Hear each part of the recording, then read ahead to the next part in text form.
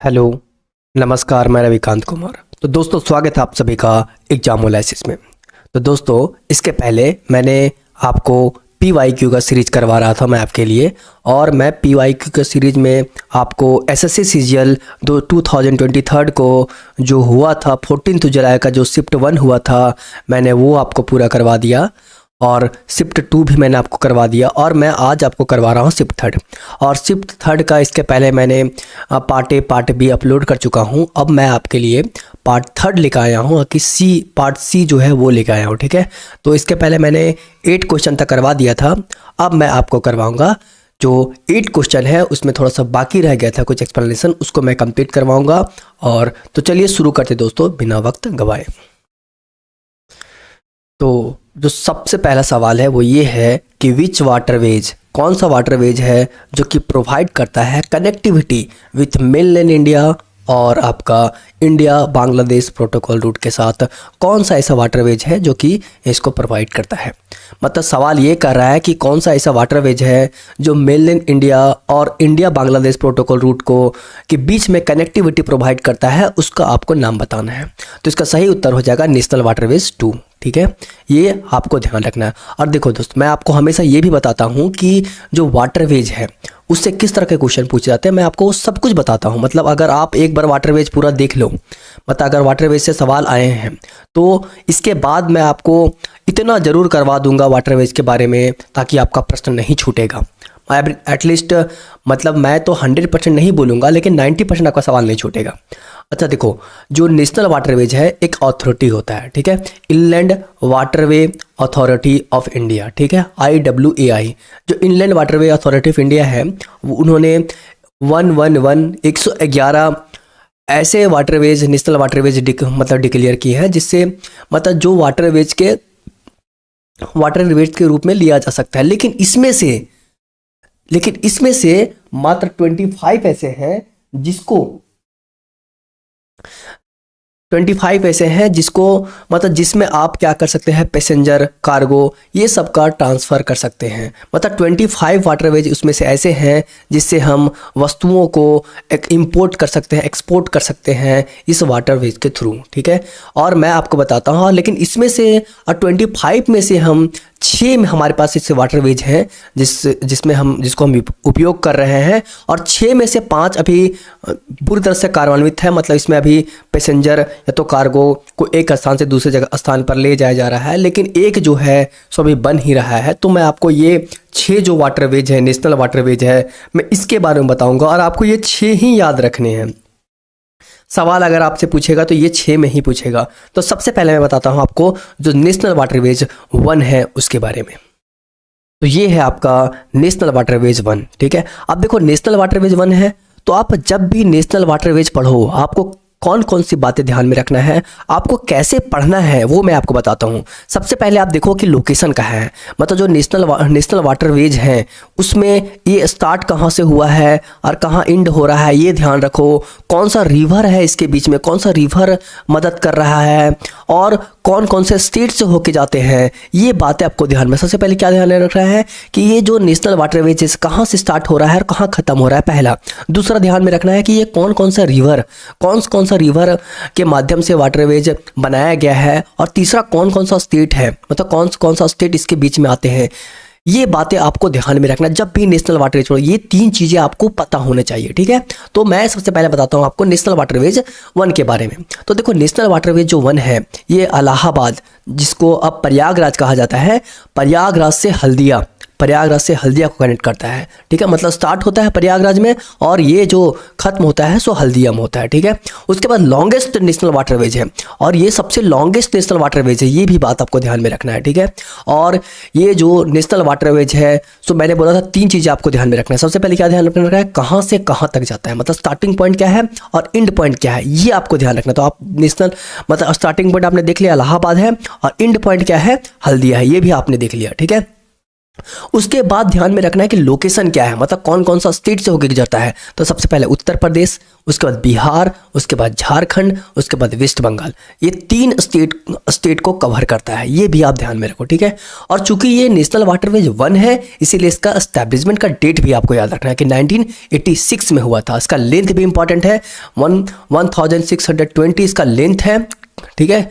उसके बाद जो गंगा और कौन सा रिवर सिस्टम, कौन सा रिवर सिस्टम इसके बीच में आते हैं, तो वो है गंगा, भागीरथी और हुगली, ठीक है। इतनी बातें आपको ध्यान में रखनी है। मैं एक बार फिर से रिपीट कर देता हूं आपको। सबसे पहले ध्यान में रखना है कि स्टार्ट होता है इलाहाबाद से और ये खत्म होता है हल्दिया। हल्दिया कहाँ है? वेस्ट बंगाल में, ठीक है। उसके बाद it is the longest national waterways है और ये पहला वाटरवेज है। उसके बाद कवर क्या करता है, देखो आप यहाँ पे इलाहाबाद यहाँ से स्टार्ट हुआ है, ठीक है, यहाँ स्टार्ट हुआ है। उसके बाद देखो ये गया, अब जैसे बिहार गया, बिहार के बाद देखो हल्का, यहाँ देखो यहाँ हल्का झारखंड कवर किया, उसके बाद सीधा ये चला गया वेस्ट बंगाल, ठीक है। तो ये कितना स्टेट को कवर किया? 4 स्टेट को कवर कर रहा है, उत्तर प्रदेश, बिहार, झारखंड, वेस्ट बंगाल। ये बात आप ध्यान में रखो। और रिवर बता दिया, कौन कौन सी रिवर है? 3 रिवर इसमें होता है, ठीक है। कौन कौन है? गंगा, भागीरथी, हुगली। इतनी बातें को अगर आप ध्यान में रख लेते हो हर नेशनल वाटरवेज के बारे में, तो यकीन मानो आपका प्रश्न नहीं छूटेगा, ठीक है। और देखो 1-2 क्वेश्चन हमेशा ऐसा आता है जो सबसे नहीं बनता है, मतलब कि 5-6% ही लोग वैसे होते हैं जो उसको कर पाते हैं। तो आपको 5-6% में ध्यान नहीं देना, आपको 95% तक में रहना है, ठीक है। ये भी आप ध्यान में रखो, ओके। अब हम बताते हैं आपको नेशनल वाटरवेज 2 के बारे में। अब देखो मैंने नेशनल वाटरवेज 1 बता दिया आपको, अब मैं बताता हूँ आपको नेशनल वाटरवेज 2। तो नेशनल वाटरवेज 2 जो है, सो कौन सा रिवर में ये फ्लो करता है, कौन सा रिवर में ये नेशनल वाटरवेज है? तो ये नेशनल वाटरवेज, ये जो नेशनल वाटरवेज आपका है सो कहाँ है? ब्रह्मपुत्र रिवर में है, ठीक है। और ये 2 जो प्लेसेस है जिसको कनेक्ट करने का काम करता है, सदिया को धुबरी से, ठीक है। ये भी ध्यान रखो। इसका लोकेशन कहाँ है? इसका लोकेशन असम है। बस इतना ही ध्यान रखना है आपको। रिवर सिस्टम क्या है? ब्रह्मपुत्र रिवर सिस्टम है। कहाँ से कहाँ तक स्टार्ट होता है? स्टार्टिंग पॉइंट, एंड पॉइंट क्या है? तो सदिया से धुबरी है। देखिए यहाँ पे सदिया है, सदिया से लेकर के ये रिवर ब्रह्मपुत्र रिवर आया और ये धुबरी तक है। सदिया से धुबरी तक है, दूसरा बात ध्यान में रखना है। और तीसरा कहाँ पे है? तो ये असम में है। 3 बातें आप ध्यान में रखो, आपका काम हो जाएगा। अच्छा, इसका मैं एक ट्रिक मैंने सोचा इसका एक ट्रिक हो सकता है याद करने का। देखो यहाँ पे हो गया सा और यहाँ हो गया धू, ठीक है, साधु, यानी सा से सदिया और धा से धुबरी, धुबरी धू, ठीक है, साधु, इस तरह पे याद रखते हैं, साधु, ठीक है। मतलब नेशनल वाटरवेज 2 को साधु से याद रखो, सदिया से धुबरी हो गया, ठीक है। अब मैं आपको बताता हूँ नेशनल वाटरवेज 3 के बारे में। तो जो नेशनल वाटरवेज 3 है वो सबसे पहले लोकेट कहाँ करता है? तो ये केरला में लोकेट करता है। कहाँ करता है? केरला में लोकेट करता है। और ये किसको किसको कनेक्ट करता है? तो कोल्लम को करता है कोट्टमपुरम से, ठीक है, कोट्टापुरम से। कोल्लम को कहाँ से कनेक्ट करता है? कोट्टापुरम से करता है। ये भी ध्यान रखना है। मैंने आपको बताया था 3 चीज़ें आपको ध्यान होनी चाहिए। सबसे पहले कि कहाँ से स्टार्टिंग पॉइंट, एंड पॉइंट, दूसरा कौन सा स्टेट, और तीसरा कौन सा रिवर। इतनी पता होनी चाहिए बात है, ठीक है। तो सबसे पहले आपने काम खत्म कर दिया कि ये मतलब स्टार्ट कोल्लम से होता है और जाता है कहाँ? कोट्टमपुरम तक जाता है। इसका लोकेशन क्या है? केरला है। लेकिन इसमें कोई रिवर नहीं है, इसमें कैनाल है। इसमें क्या है? कैनाल है। कैनाल के माध्यम से होकर के ये वाटरवेज बनाया गया है। तो कौन कौन सा कैनाल है? एक तो वेस्ट कोस्ट कैनाल है और चंपाकारा कैनाल है दूसरा, और तीसरा उद्योग मंडल कैनाल है। 3 कैनाल इसमें है। ये तीनों कैनाल आपको ध्यान में रखना है। इसीलिए नेशनल वाटरवेज 3 को द वेस्ट कोस्ट कैनाल भी कहा जाता है। आपसे एग्जाम में ये भी प्रश्न पूछता है कि जो नेशनल वाटरवेज 3 है उसको और किस नाम से जाना जाता है? तो द वेस्ट कोस्ट कैनाल के नाम से जाना जाता है। अब मैं आपको बताऊंगा नेशनल वाटरवेज 4 के बारे में। तो जो नेशनल वाटरवेज 4 है वो सबसे पहले कौन से 2 सिटीज़ को कनेक्ट करता है? तो ये काकीनाड को कनेक्ट करता है, पुडुचेरी से कनेक्ट करता है। ये दोनों को कनेक्ट करता है। सबसे पहले ये आपको ध्यान में रखना है। उसके बाद लोकेशन कहाँ का है? तो इसका लोकेशन है आंध्र प्रदेश, तमिलनाडु एंड पुडुचेरी। 3 बातें। लोकेशन इसका सबसे पहले आपको क्या याद रखना था? Starting point, and point. उसके बाद लोकेशन ध्यान रखना है। तो लोकेशन है आंध्र प्रदेश, तमिलनाडु और पुडुचेरी। और कौन सा रिवर सिस्टम को ये कनेक्ट करता है? तो कौन सा रिवर सिस्टम के माध्यम से कनेक्ट करता है? तो ये कृष्णा हो गया और गोदावरी। 2 रिवर सिस्टम है, कृष्णा और गोदावरी, जिसके माध्यम से क्या करता है? ये कनेक्ट करता है, ठीक है। अब नेशनल वाटरवेज 5 के बारे में आपको बताऊंगा। तो नेशनल वाटरवेज 5 और NW5 के बारे में सबसे पहले ये ध्यान में रखना है कि कहाँ कहाँ कनेक्ट करेगा। तो तो ये उड़ीसा को कनेक्ट करेगा। किससे कनेक्ट करेगा उड़ीसा को? ये वेस्ट बंगाल से कनेक्ट करेगा, ठीक है, पहला चीज़। दूसरा बात ये ध्यान में रखना है आपको कि लोकेशन क्या है, तो वेस्ट बंगाल है और उड़ीसा है। देखो जिसको जिसको कनेक्ट करेगा वो तो रहेगा ही रहेगा, और बीच में भी कोई स्टेट आ सकता है, ठीक है, ये भी आपको ध्यान में रखना है। तो ये वेस्ट बंगाल उड़ीसा हो गया, दो इसका लोकेशन है। अगर मैं बोलूँ रिवर सिस्टम, तो Brahmani river, east coast canal, Matai river and Mahanadi river delta. अच्छा, मैं अगर आपसे एक सवाल पूछूं, मैं ये देखना चाहता हूँ कि आपको कितना स्मरण रहता है, चीज़ें कितनी याद रहती है। अगर आप मुझे बताओ कि जो वेस्ट कोस्ट कैनाल जो था, ठीक है, वो कौन सा वाटरवेज में आया था, अब बताओ मुझे, देखते हैं आपको कितना याद रहता है। सोचो, ठीक है, आप सबने सोच लिया होगा, तो ये नेशनल वाटरवेज 3 में था। तो नेशनल वाटरवेज 3 में तो आपका वेस्ट कोस्ट कैनाल था, लेकिन अगर मैं बोलूँ ईस्ट कोस्ट कैनाल तो वो किस में हो जाएगा? 5 में हो जाएगा। ये बात भी आप ध्यान रखो। अब मैं आपको बताता हूँ नेशनल वाटरवेज 6 के बारे में, जो कि प्रपोज्ड है, जो भी बन के तैयार नहीं हुआ है। अब मैं आपको बता रहा हूँ नेशनल वाटरवेज 6 के बारे में, ठीक है। तो नेशनल वाटरवेज 6 जो कनेक्ट करेगा, सो लखीपुर टू बांगा को कनेक्ट करेगा, जो कि असम में है। लखीपुर टू बांगा को ये करेगा कनेक्ट, और ये कहाँ पे है? असम में है। और कौन सा रिवर सिस्टम है? तो बारक रिवर सिस्टम है, बैराक भी कहा जाता है इसको, ठीक है, बारक भी कहा जाता है। और ये प्रपोज्ड है, ये तैयार नहीं हुआ है, अभी तक ये तैयार पूरा तरह से नहीं हुआ है, ये भी ध्यान में रखना है, ठीक है। और मैं आपको एक और इंटरेस्टिंग बात बताता हूँ जो एग्जाम में पूछ लेता है। अच्छा, अगर मैं आपसे पूछूं कि आप मुझे बताओ कि सबसे बड़ा नेशनल वाटरवेज कौन सा है, मतलब मैं बोलूँगा सबसे बड़ा कौन है, उससे छोटा कौन है। अगर मैं लेंथ वाइज पूछूं आपसे कि सबसे बड़ा कौन है, तो आप क्या बताओगे? तो जो लेंथ वाइज सबसे बड़ा है वो नेशनल वाटरवेज 1 है, उसके बाद आपका 4 है, उसके बाद आपका 2 है, उसके बाद आपका 5 है, उसके बाद आपका 3 है, उसके बाद आपका 6 है। मतलब जो सबसे पहले बना वो सबसे बड़ा, जो सबसे लास्ट में बना वो सबसे छोटा, ठीक है, ये आप ध्यान रखना, ठीक है। तो ये इतनी चीज़ें अगर आप ध्यान में रखते हो, देखो एक बात है कि मैं ये लेक्चर बड़ा ज़रूर करता हूँ, कि ये लेक्चर थोड़ा बड़ा हो जा रहा है, क्योंकि मैं सोचता हूँ कि देखो आप अगर नेशनल वाटरवेज का सवाल लगा रहे हो, तो नेशनल वाटरवेज इसके बाद आपको फिर से पढ़ने की जरूरत ना पड़े, आपको एक आइडिया आ जाए कि नेशनल वाटरवेज के बारे में मुझे किस तरह से तैयारी करना है, ठीक है। ये चीज़ें इसीलिए मेरा जो लेक्चर होता है थोड़ा बड़ा हो जाता है, बहुत लोगों के लिए बोरिंग होगा, लेकिन मुझे इतना पता है कि जो सिंसियर एस्पिरेंट होंगे, जिसमें वो स्पिरिट होगा छीन लेने का सिलेक्शन, उसके लिए ये लेक्चर काफ़ी महत्वपूर्ण रहेगा। अब चलिए हम नेक्स्ट क्वेश्चन की तरफ मूव करते हैं। तो जो नेक्स्ट सवाल है वो ये है आपके सामने कि in 2021 the Indian men's cricket team defeat Australia at the Gabba stadium in a test match, becoming the only cricket team to defeat Australia in Brisbane since. कब से? देखो सवाल क्या कहता है, मैं आपको समझाता हूँ। सवाल ये कहता है कि 2021 में इंडिया एक ऐसा टीम बन गया है जो कि ऑस्ट्रेलिया को टेस्ट क्रिकेट मैच में गाबा स्टेडियम, जो कि ऑस्ट्रेलिया में, वहाँ हरा दिया।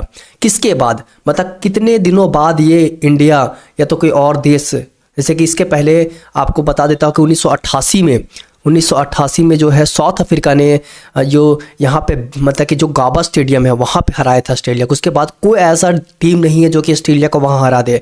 ऐसे आपको पता है ऑस्ट्रेलिया कितना जायंट है क्रिकेट में, बहुत जायंट है वो है, और ख़ास करके वर्ल्ड कप में तो और जायंट हो जाता है भाई। पहले खेलो या ना खेलो भाई, वर्ल्ड कप में अपना जान लगा देता ऑस्ट्रेलिया। खैर इंडिया ने भी अच्छा प्रयास किया था इस बार, और टॉपिक से भटक रहे हैं हम।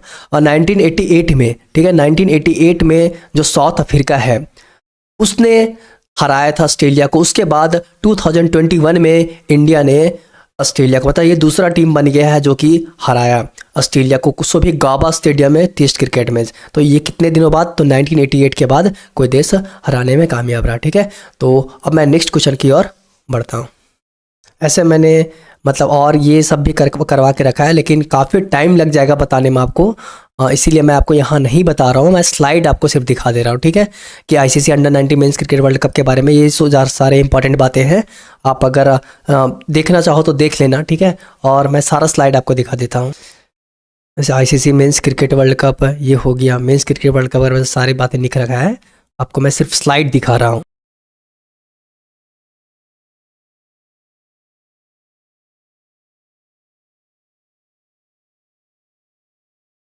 तो जो नेक्स्ट सवाल है वो ये है कि द जो फंडामेंटल ड्यूटीज़ है, the fundamental duties were added to the constitution of India by the amendment. किस अमेंडमेंट के तहत जो फंडामेंटल ड्यूटीज है सो इंडियन कॉन्स्टिट्यूशन में ऐड किया गया, अमेंड किया गया, ये सवाल आपसे पूछता है। तो इसका सही उत्तर हो जाएगा 42nd अमेंडमेंट, ठीक है। और 42nd अमेंडमेंट कब हुआ था? तो ये 1976 में हुआ था, ये भी ध्यान रखो। और 42nd अमेंडमेंट 1976 है, इसके तहत फंडामेंटल ड्यूटीज़ को ऐड किया गया था। लेकिन अगर मैं पूछूं आपसे कि जो 44th अमेंडमेंट है ये किस चीज़ से रिलेटेड है, तो 44th अमेंडमेंट जो है सो इस बात से संबंधित है कि जो हमारा कॉन्स्टिट्यूशन है, जो हमारे नियम कानून कॉन्स्टिट्यूशन में बनाए गए हैं, वो पार्लियामेंट को अधिकार दिया गया, पार्लियामेंट को अधिकार दिया गया कि आप इसको चेंज कर सकते हैं, इसको आप अमेंड कर सकते हैं, ये अधिकार दिया गया, ठीक है। और जो 34th है ये किससे संबंधित है? ये इलेक्शन ऑफ प्रेसिडेंट से संबंधित है। किससे संबंधित है? इलेक्शन ऑफ प्रेसिडेंट से संबंधित है, ठीक है। अब देखो मैं आपको 73rd किससे रिलेटेड है? ये पंचायती राज से रिलेटेड है, पंचायती राज, ठीक है, पंचायती राज से ये रिलेटेड है। अच्छा, मैं जब भी आपको बताता हूँ, जैसे कि मैंने यहाँ अमेंडमेंट आ गया, तो मैं आपको अमेंडमेंट के बारे में उतनी जानकारियाँ जरूर देता हूँ ताकि आप एवरेज से थोड़ा ऊपर आ जा सको। मतलब आप देखो, सिर्फ इसको आप करो, मैं इसी में आपका सारा कवर करवा दूंगा।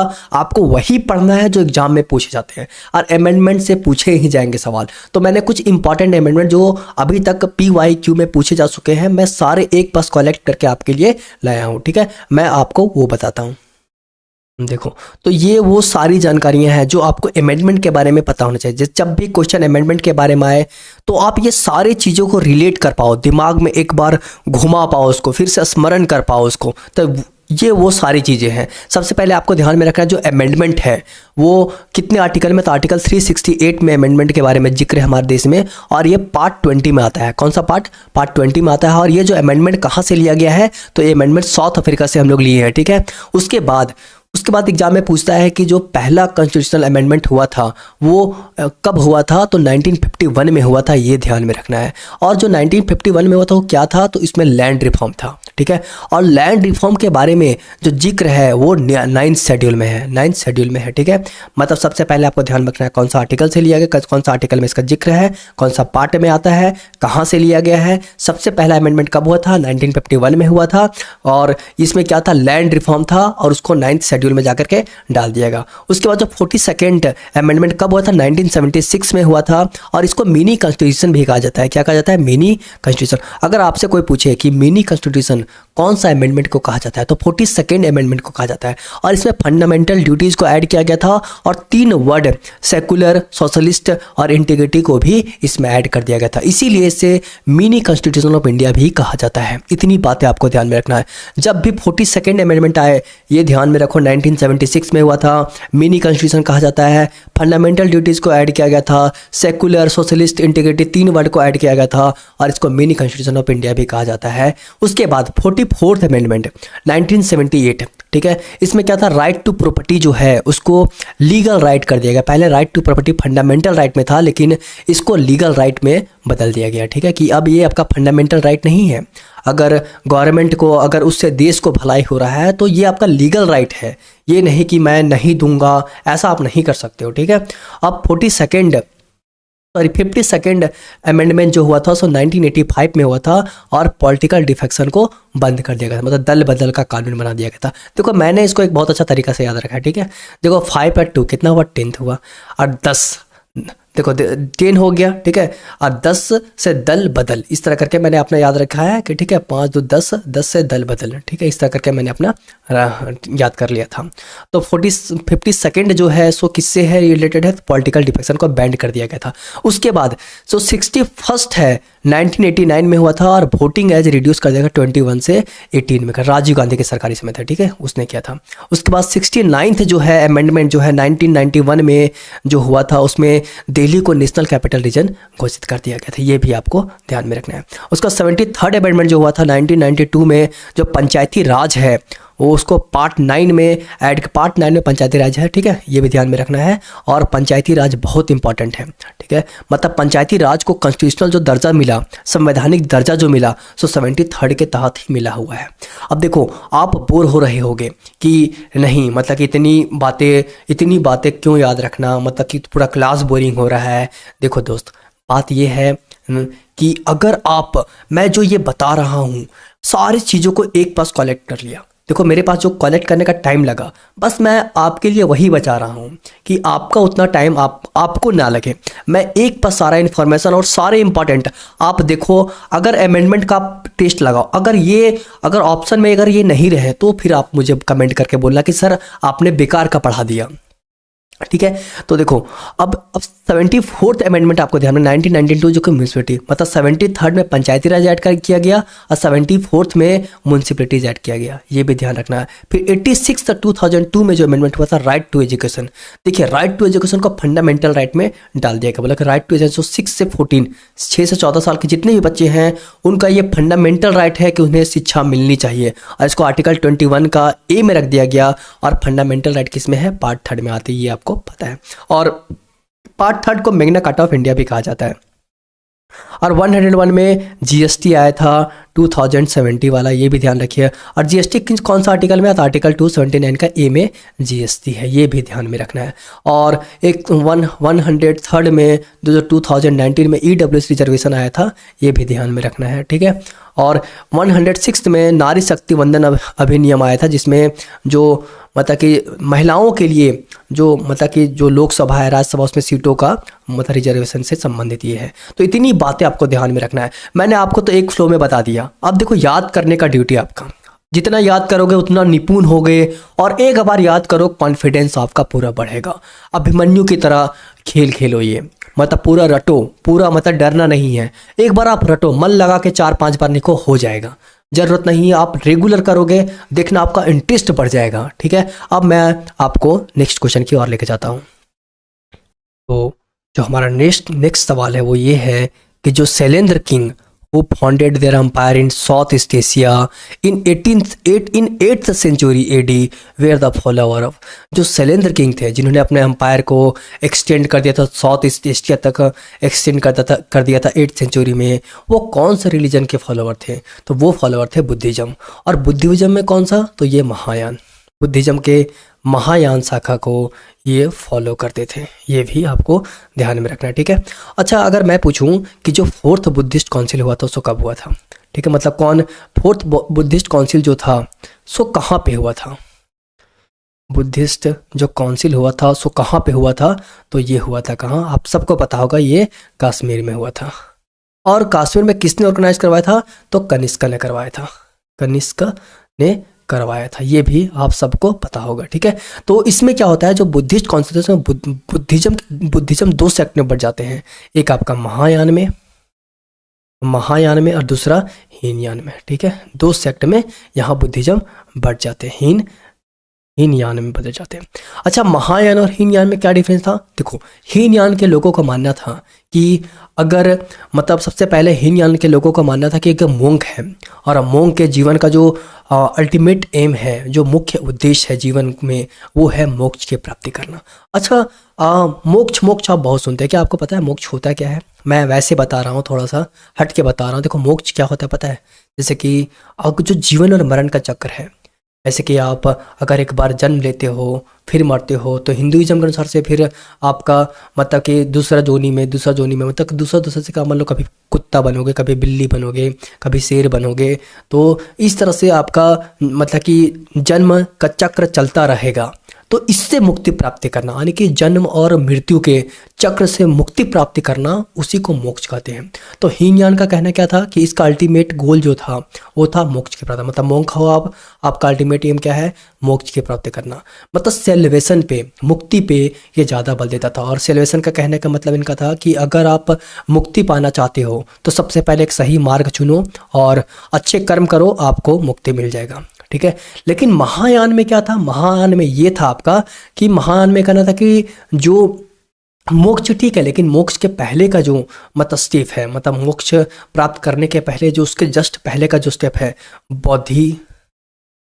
बोधिसत्व, ठीक है, बोधिसत्व जो है, ठीक है, तो बोधिसत्व पे ज़्यादा ध्यान देता था कि बोधिसत्व पे ये ज़्यादा ध्यान देता था कि बोधिसत्व क्या होता है कि जैसे कि जो मोक्ष के पहले का जो स्टेप है वो बोधिसत्व है। कहता है बोधिसत्व प्राप्त करने के बाद आप लोगों को बताइए कि कैसे मोक्ष की प्राप्ति किया जा सकता है, ठीक है। इसमें मोर कंपेशन था, ग्रेट कंपेशन था फॉर अदर, मतलब इसमें करुणा ज़्यादा था, जो महायान था उसमें करुणा ज़्यादा है आपका, ये बात आप ध्यान में रखना, ठीक है। अच्छा, ये तो मैंने आपको वैसे ही बता दिया, मतलब कि लेकिन ये जो शैलेंद्र किंगडम है इससे दो तरह का अभी तक सवाल पूछ चुके हैं। एक शैलेंद्र जो किंग थे, ठीक है, ये इंडोनेशिया के किंग थे, राजा थे, और जो शैलेंद्र किंग थे वो मैंने आपको बता दिया बुद्धिज्म के महायान को फॉलो करते थे। और शैलेंद्र किंग बोरोबुदुर का टेम्पल बनाए हैं। कौन सा बना टेम्पल बनाया है? बोरोबुदुर का टेम्पल बनाया है। ये जो टेम्पल आप देख रहे हैं, ये जो टेम्पल आप दिख रहे हैं, ये जो टेम्पल है ये है बोरोबुदुर का टेम्पल, और ये इसको शैलेंद्र किंग ने बनाया था। कौन बनाया था? शैलेंद्र किंग ने इसे बनाया है। और अगर मैं पूछूं क्या शैलेंद्र किंगडम जो अंपायर था शैलेंद्र किंगडम का उतना बड़ा, उसमें क्या कोई और ग्रेट रूलर थे? हाँ, एक और ग्रेट रूलर थे, उसका नाम था पनंगकरण। क्या नाम था? पनंगकरण, ठीक है। और यही पनंगकरण जो थे उन्होंने कलासन का टेम्पल बनाया है। ये जो टेम्पल देख रहे हैं ये पनंगकरण ने बनाया है, कलासन का टेम्पल। और जो कलासन का टेम्पल है सो बौद्ध में एक देवी माना जाती है, बुद्धिज्म में तारा देवी, उसको डेडिकेट किया है। मतलब दो चीज़ आपको ध्यान रखना है, एक शैलेंद्र किंग ने क्या बनाया था? बोरोबुदुर का टेम्पल बनाया है, और पनंगकरण, यहाँ पनंगकरण जो है, पनंगकरण ने क्या बनाया है? कालसन का टेम्पल बनाया है जो कि तारा देवी को डेडिकेटेड है। इतनी बातें आप ध्यान में रखो, ठीक है। अब मैं नेक्स्ट क्वेश्चन की ओर मूव करता हूँ। तो जो नेक्स्ट सवाल है वो ये है कि which of the following is not a type of rock, कि कौन सा इसमें से रॉक का टाइप नहीं है, ठीक है। तो ट्रेस रॉक हो जाएगा, क्योंकि ट्रेस रॉक आपने नहीं सुना होगा। देखो, रॉक जो होता है उसका 3 टाइप्स होते हैं, इग्नियस रॉक, मेटामॉर्फिक रॉक और सेडिमेंट्री रॉक। 3 तरह के रॉक होते हैं, ठीक है। तो देखो सबसे पहले क्या होता है, इग्नियस रॉक क्या होता है? देखो दो चीज़ें होती है, ये है अर्थ सरफेस, ठीक है, ये अर्थ सरफेस है। इसके नीचे क्या होता है? इसके नीचे होता है मेग्मा। क्या होता है? मेग्मा। और जब मेग्मा पृथ्वी से अर्थ सरफेस को फाड़ करके, चीड़ करके इससे आगे निकलती है, इससे बाहर निकलता है, उसको कहा जाता है लावा। उसको क्या कहते हैं? लावा। तो मेग्मा जब अर्थ सरफेस के नीचे है उसे मेग्मा कहेंगे, और जैसे ही बाहर निकलेगा उसके लावा कहते हैं। तो लावा क्या होगा? लावा जब फूटेगा तो ये लावा जो है, ठीक है, ये लावा धीरे धीरे क्या होगा? इसका सॉलिडिफिकेशन होता है, ठंडा होते जाता है। ये जो लावा है ये ठंडा होते जाता है, और ठंडा होकर के क्या बन जाता है? इग्नियस रॉक, ठीक है। ये बन जाएगा इग्नियस रॉक, इग्नियस रॉक, ठीक है। अब ये इग्नियस रॉक है, अब जब हवाएं इसके ऊपर से चलेगी तो हवाएं क्या करता है? इसके जो इग्नियस रॉक के जो छोटे छोटे पार्टिकल हैं उसको तोड़ता है और अपने साथ ढो करके ले जाता है, और जहां हवा का स्पीड कम होता है वहां पे इसको क्या करता है? यहाँ पे छोड़ देता है, गिरा देता है। इसी तरह से दिन प्रतिदिन परत दर परत, परत दर परत यहाँ पे जमा होते जाते हैं, जो पार्टिकल है इग्नियस रॉक के जमा होते जाते हैं, जो सालों साल बाद ये एक रॉक बन जाता है। इसको कहा जाता है सेडिमेंट्री रॉक। क्या कहते हैं? सेडिमेंट्री रॉक, सेडिमेंट्री रॉक कहते हैं, ठीक है। अब ये सेडिमेंट्री रॉक जो है सो कई सालों बाद इसमें रिएक्शन होता है, इसका स्ट्रक्चर चेंज होता है, इसका कलर चेंज हो जाता है, इसका चेंज होने के बाद एक नया स्ट्रक्चर आ जाता है, एक नया कलर आ जाता है, इसमें परिवर्तन हो जाता है रिएक्शन के कारण से, तो वो बन जाता है आपका मेटामॉर्फिक। मेटामॉर्फिक मतलब चेंज, तो इसमें जो चेंज आता है उसके बाद जो बनता है उसको मेटामॉर्फिक रॉक कहते हैं। ये भी आपको ध्यान में रखना है, ठीक है, मेटामॉर्फिक रॉक कहते हैं। तो इतनी बातें आपको ध्यान में रखना। लेकिन एग्जाम में कहाँ से क्वेश्चन पूछते हैं? तो एग्जाम में क्वेश्चन पूछते हैं आपका इग्नियस रॉक, सेडिमेंट्री रॉक और मेटामॉर्फिक रॉक से, कि एग्जाम्पल से सवाल आपसे पूछते हैं। मतलब आपको इग्नियस रॉक का एग्जाम्पल पता होना चाहिए, सेडिमेंट्री रॉक का और मेटामॉर्फिक रॉक का, ठीक है। तो इग्नियस रॉक जो है उसका एग्जाम्पल क्या क्या हो जाता है? देखिए सबसे पहले जो मोस्ट इंपॉर्टेंट है ग्रेनाइट, ग्रेनाइट, ठीक है। उसके बाद बेसाल्ट, उसके बाद गैब्रो। ये 3 इंपॉर्टेंट एग्जांपल आपको याद रखना है, ठीक है। ग्रेनाइट, बेसाल्ट और गैब्रो, ये हो गया इग्नियस रॉक का। और सेडिमेंट्री रॉक का क्या क्या एग्जांपल याद रखना है? तो एक लाइमस्टोन याद रखना है, लाइमस्टोन, ठीक है, फिर सैंडस्टोन, फिर कोल और फिर सेल। इतनी बातें आपको ध्यान रखना है। अब देखो जो लाइमस्टोन है इसमें बहुत दिन बाद क्या होता है? परिवर्तन हो जाता है। ये क्या बन जाता है? ये बन जाता है आपका मार्बल। क्या बन जाता है? मार्बल बन जाता है। और जो कोल है, ये कोल क्या बन जाता है? ये बन जाता है ग्रेफाइट। ये क्या बनता है? ग्रेफाइट बन जाता है, ठीक है। और इसी तरह से कोई सैंडस्टोन जो है सो क्वार्ट्ज बन जाता है। क्वार्ट्ज बन जाता है, ठीक है, क्वार्ट्ज। इन सब बातों को आप जानते हो। तो जो क्वार्ट्ज है, ग्रेफाइट है, मार्बल है, ये सब किसके एग्जांपल है? ये सब मेटामॉर्फिक रॉक के एग्जांपल है। तो इतनी बातें आपको ध्यान में रखना है। एग्जांपल ग्रेनाइट, बेसाल्ट और गैब्रो किसका है?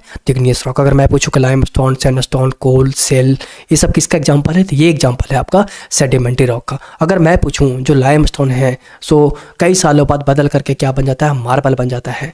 तो ये किसका एग्जांपल है? मार्बल किसका एग्जांपल है? मेटामॉर्फिक रॉक का। अगर मैं बोलूँ जो कोल है कई सालों बाद इसके स्ट्रक्चर में परिवर्तन होता है तो ग्रेफाइट बन जाता है। तो ग्रेफाइट किसका एग्जांपल है? तो ये है आपका मेटामॉर्फिक रॉक का। अगर क्वार्ट्ज जो है, QUARTZ, क्वार्ट्ज जो है ये किसका एग्जांपल है? ये है एग्जांपल आपका मेटामॉर्फिक रॉक का। इतनी बातें आपको ध्यान में रखना है, ठीक है। और उम्मीद करते हैं आपको समझ में आ रहा होगा चीज़ें। और देखो आप, जैसे कि एक लाइन है कि जब नाव जल में छोड़ दी, तूफान में ही मोड़ दी, हाँ दे दी चुनौती तूफानों को। तो फिर मतलब कि होता है ना कि मतलब कि आप संघर्ष करो, आप पूरा मेहनत करो, ठीक है। आप मतलब कि मेहनत से पीछे मत हटो, मेहनत करो, दिन प्रतिदिन, दिन रात मेहनत करो, जरूर सफलता एक बार आपका कदम चूमेगा, ठीक है। और मैं नेक्स्ट क्वेश्चन की ओर अब मूव करता हूँ। तो जो नेक्स्ट सवाल है वो ये है आपके सामने कि the suitability of post tensioning is good for long spin. देखो ये सवाल जो है सो जो सिविल इंजीनियर होता है उससे रिलेटेड ये सवाल पूछ दिया है। अब बताओ, लोग मतलब कि भाई एसएससी का कोई जवाब नहीं, भाई सवाल कहाँ से लाता है पता ही नहीं। अब ये सवाल कौन करेगा बताओ? ये सवाल क्या आप सिविल इंजीनियरिंग के बारे में आपको हल्का भी आइडिया है? मुझे नहीं लगता। अगर आप उस बैकग्राउंड से होगे तो आपको होगा, वैसे मुझे नहीं लगता कि आपको कोई आइडिया होगा, ठीक है। तो दो स्पेन होता है, एक लॉन्ग स्पेन होता है, एक शॉर्ट स्पेन होता है। मुझे भी नहीं पता था ये चीज़। मैंने जब क्वेश्चन देखा तो मैं खुद सोचा कि ये क्या होता है भाई, ये क्या ऐसे कर क्या रहा है भाई। अब देखो ये होता है कैसे, ये इससे मान लो आप छत की ढलाई करते हो, पहले रॉड बांधते हो छत की ढलाई करने के पहले। तो ये जो रॉड है लंबा लंबा, ठीक है, ये होता है लॉन्ग स्पेन। और ये जो छोटे छोटे मतलब ये जो कम लेंथ वाले रॉड है वो होते हैं शॉर्ट स्पेन होते हैं, ठीक है। तो पोस्ट टेंशनिंग के लिए अच्छा कौन सा होता है?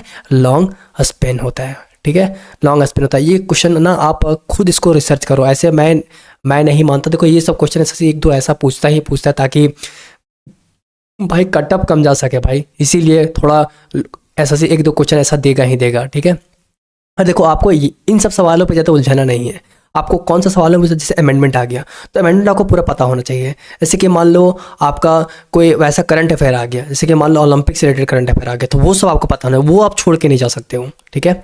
ये सब बातें ध्यान में रखना है। और देखो एक कहते हैं ना कि आप जब शुरुआत करो तो ठान लो कि मुझे आप ये करना ही करना है, कि जब मैं ये 24 क्वेश्चन का सीरीज है, जब मैं पूरा इसको एक्सप्लेन नहीं करूँगा, पूरा एनालिसिस नहीं करूँगा इसका, तब तक मैं इसको छोड़ूंगा नहीं। कहते हैं ना कि जब नाव जल में छोड़ दी, तूफान में ही मोड़ दी, दे दी चुनौती सिंध को, फिर धार क्या मझधार क्या।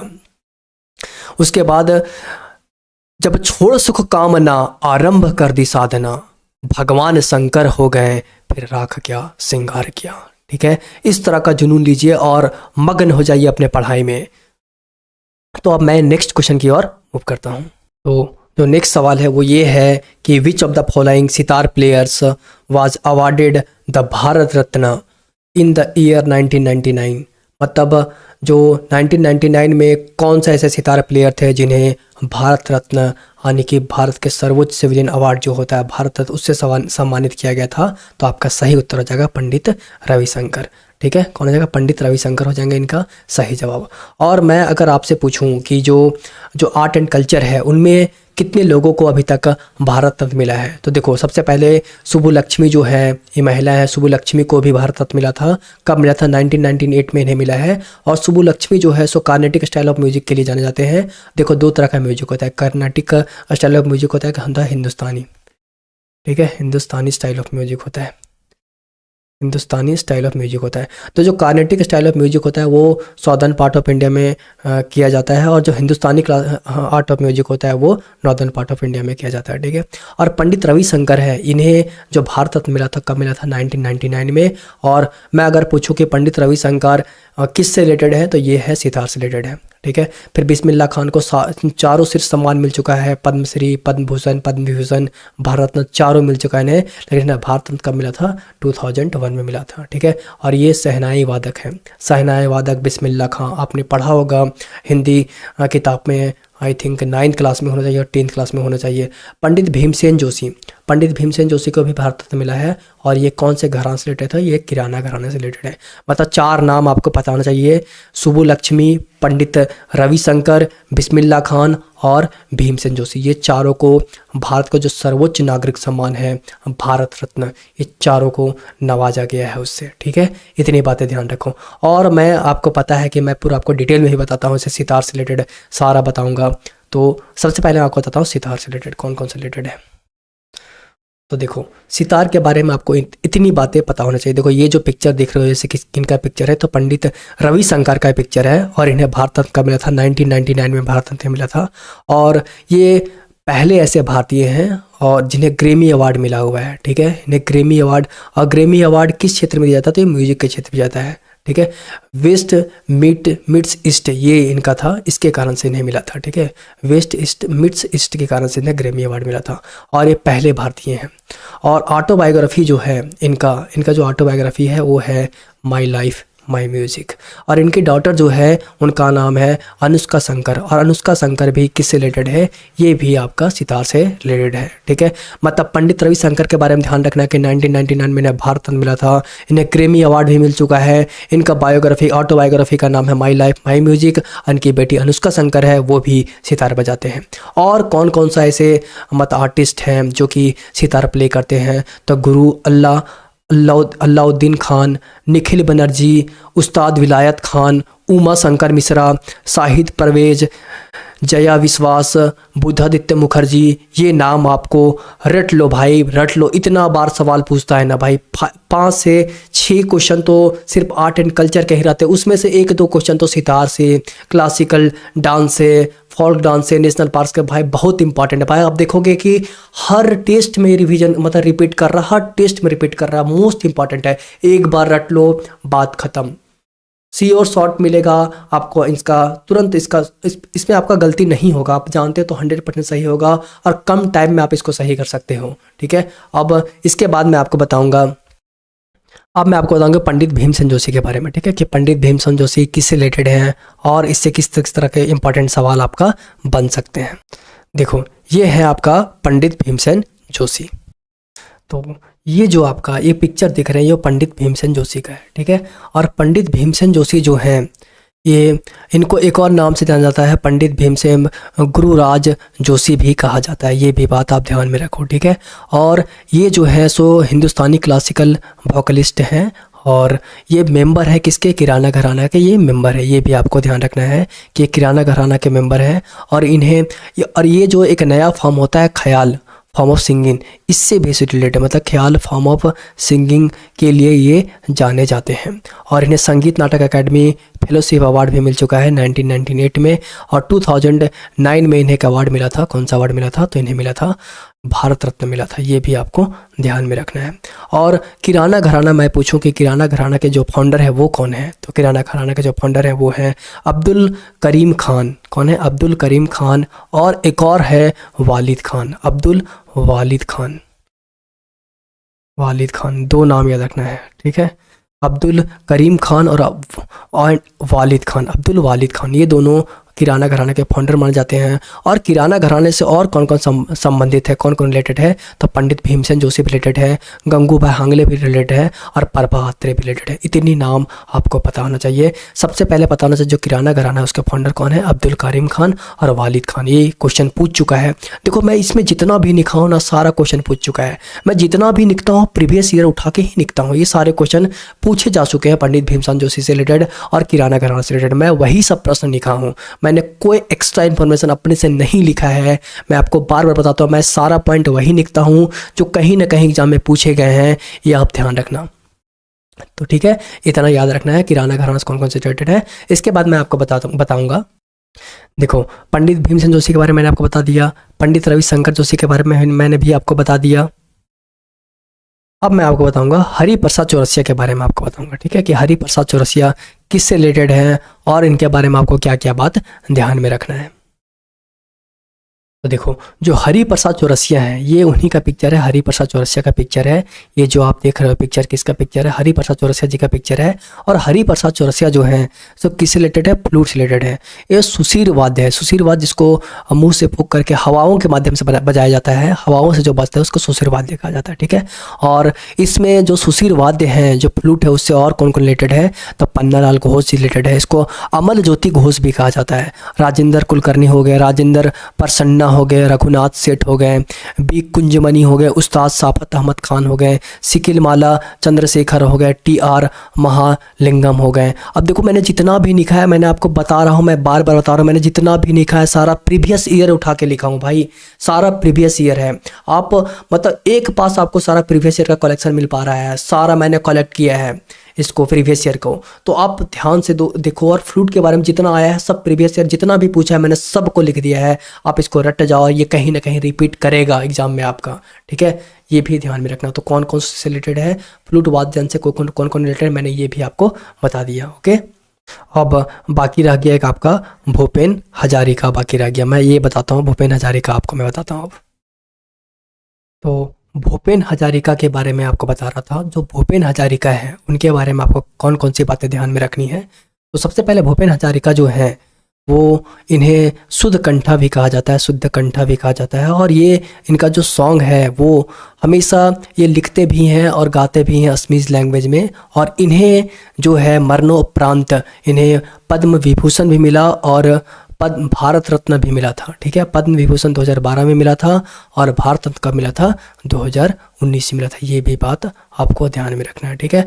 अब मैं आपको सारे बता दिया, पंडित रविशंकर बता दिया, भीमसेन जोशी बता दिया, भूपेन हजारिका बता दिया, लगभग मैंने आपको सारा डिटेल से बताया कि उससे रिलेटेड कितने क्वेश्चन अभी तक पूछे जा चुके हैं, और सारा प्रीवियस ईयर मैंने आपके सामने रखा कि ये पूछे गए हैं। अब मैं नेक्स्ट क्वेश्चन की ओर मूव करता हूँ।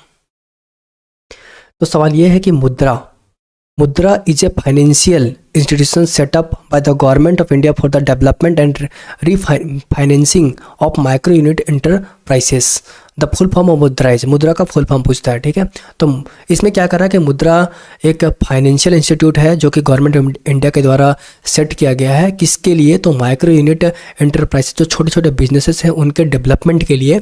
तो इस जो मुद्रा योजना है उसका फुल फॉर्म क्या होगा? तो इसका फुल फॉर्म हो जाएगा आपका micro unit development and refinance agency, ठीक है। इसका ये फुल फॉर्म हो जाएगा, ये ध्यान में रखना है। देखो, एजेंसी से सवाल एग्जाम में पूछ लेता है, ठीक है। तो अब इसका जो मुद्रा है, मुद्रा योजना है, उसका शुरुआत कब किया था? 2015 में किया गया था, ठीक है। ये भी आप ध्यान में रखो। अब मैं नेक्स्ट क्वेश्चन की ओर मूव करता हूँ। तो जो नेक्स्ट सवाल है वो ये है कि जो जप्फू रेंज है which is 3014 meters high is located in which state. जो जप्फू रेंज है सो कौन सा स्टेट में लोकेट करता है? तो इसका सही उत्तर हो जाएगा नागालैंड। क्या हो जाएगा? नागालैंड हो जाएगा। और ये है हमारा नागालैंड, ये देखो ये है नागालैंड, ठीक है। तो जप्फू रेंज कहाँ पे आ जाता है? नागालैंड में जाता है।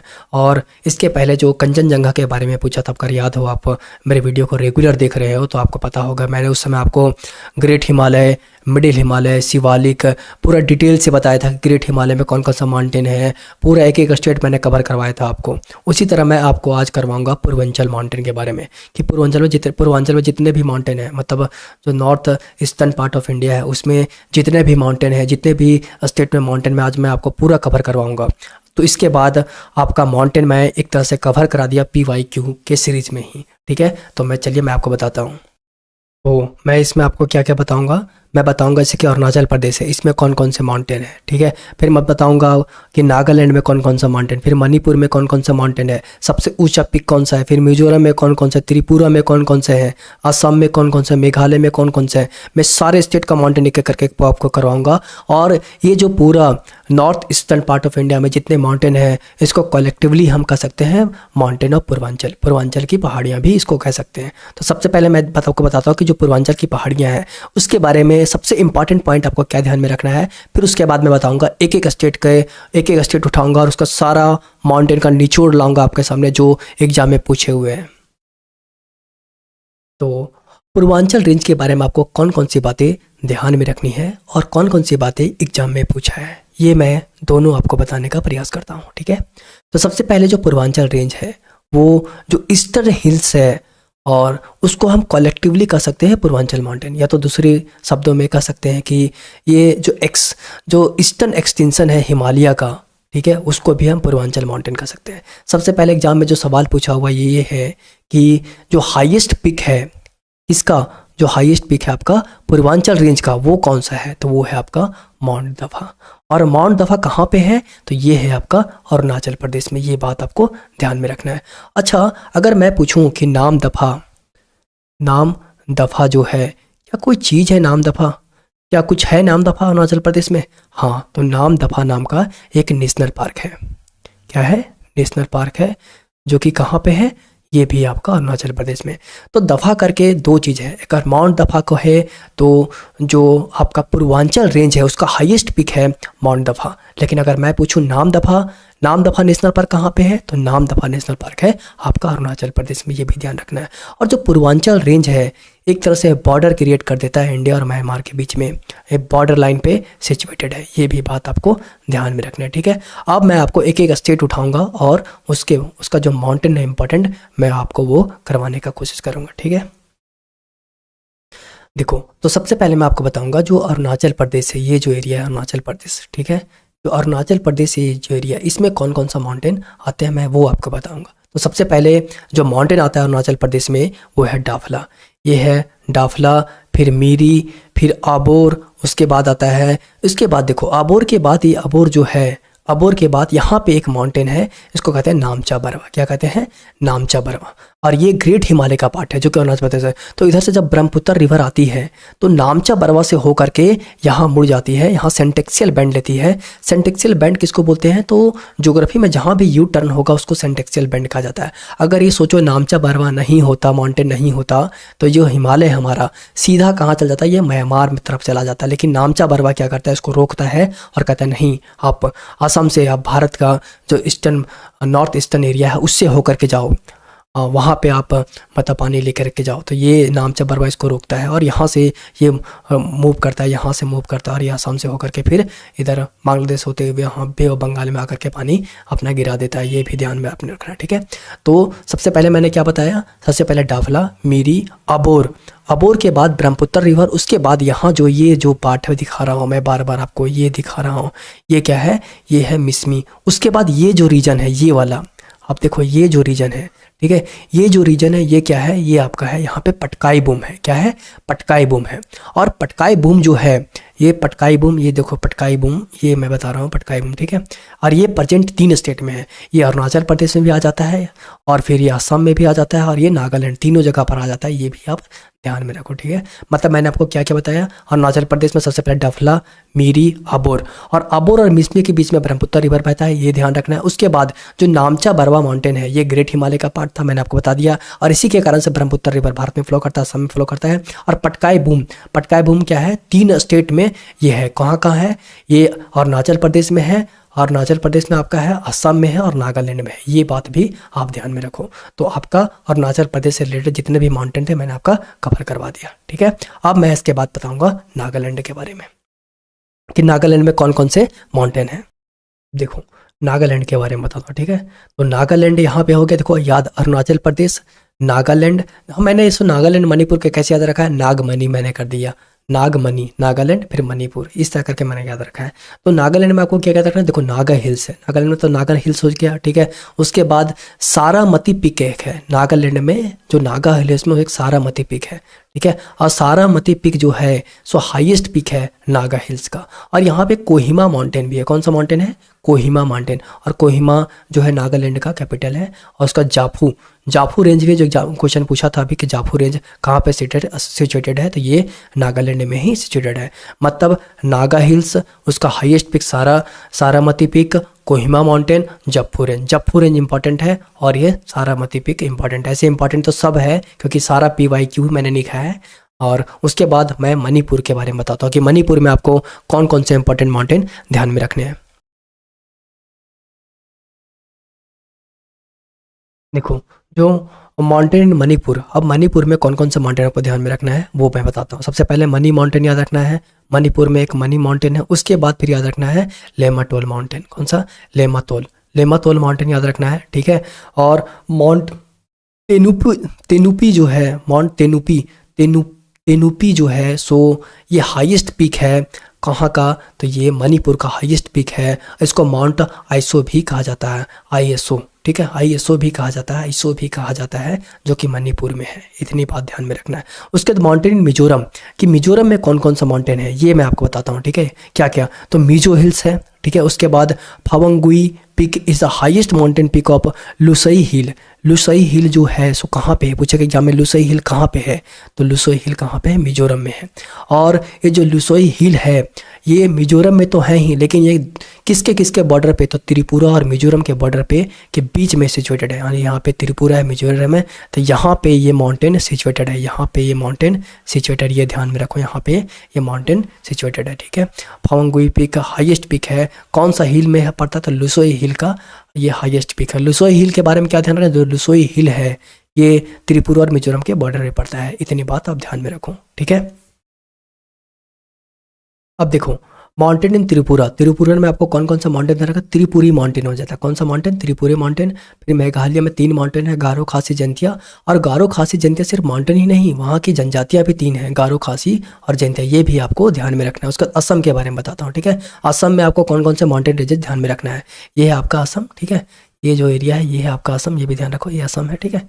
ये मतलब ये जो एरिया है यहाँ से यहाँ तक, ठीक है, ये है क्या है? ये असम है, ठीक है। तो असम में आपको कौन कौन सा माउंटेन? मिकिर, रेंगमा, बेरेल। और बेरेल जो है सो किसके किसके बीच में लोकेटेड है? तो ये ब्रह्मपुत्र बारक रिवर जो है उसके बीच में लोकेटेड है आपका। कौन सा? तो ये बेरेल रेंज लोकेटेड है। और मैं 2 और इंपॉर्टेंट बात होता हूँ, जैसे कि मान लो ये है इंडिया, ठीक है। तो ये जो है, ये जो पार्ट है, ये जो पार्ट है, ये है कौन सा पार्ट है? ये ईस्टर्न पार्ट है, ईस्टर्न घाट कहा जाता है। इसको जो है ये जो एरिया है इसको वेस्टर्न घाट कहा जाता है। तो ईस्टर्न घाट का जो हाईएस्ट पीक है वो कौन सा है? तो वो है जिंदागढ़, ठीक है। वो कौन सा है? जिंदागढ़ पीक है, जो कि कहाँ पड़ता है? ये पड़ता है आंध्र प्रदेश में पड़ता है।